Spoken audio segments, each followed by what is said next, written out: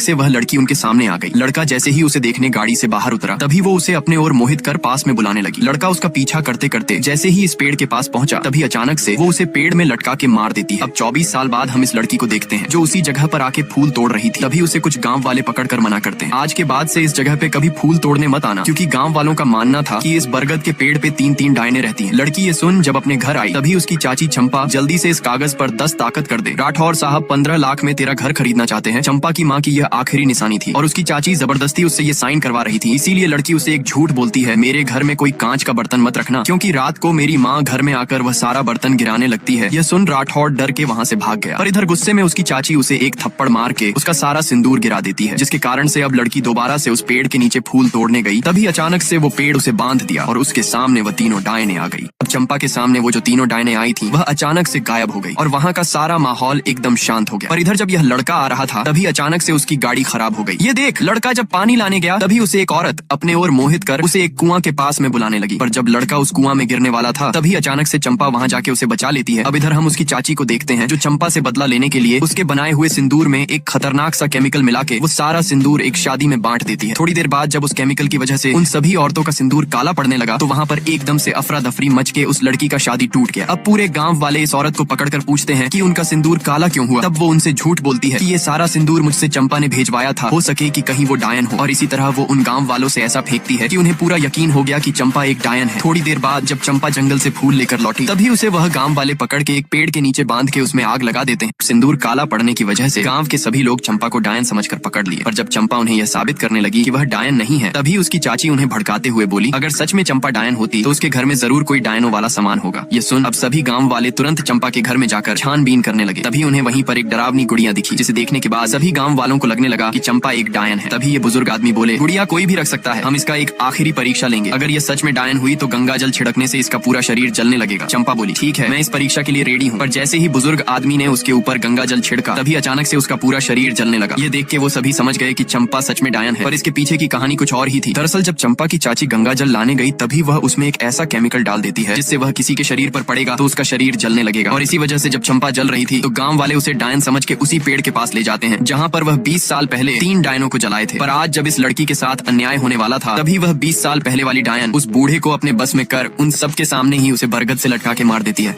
यह देख के वो सभी डर के वहाँ से भागने लगे और इसी का फायदा उठाकर चंपा भी अपनी बहन के साथ उस गाँव से भाग रही थी। पर तभी अचानक से उसकी बहन के पैरों में एक कांटा हल गया और उससे बिल्कुल भी चला नहीं जा रहा था। इधर चंपा की चाची लालच में राठौर के पास कॉल करके बोली, चंपा अभी अकेले जंगल में है, घर चाहिए तो उसे मार दो। इधर बेचारी चंपा अब अपनी बहन के पैरों से वह कांटा निकाल उसे अपने गोद में उठाकर लेके जा रही थी। पर जैसे ही उसे महसूस हुआ कि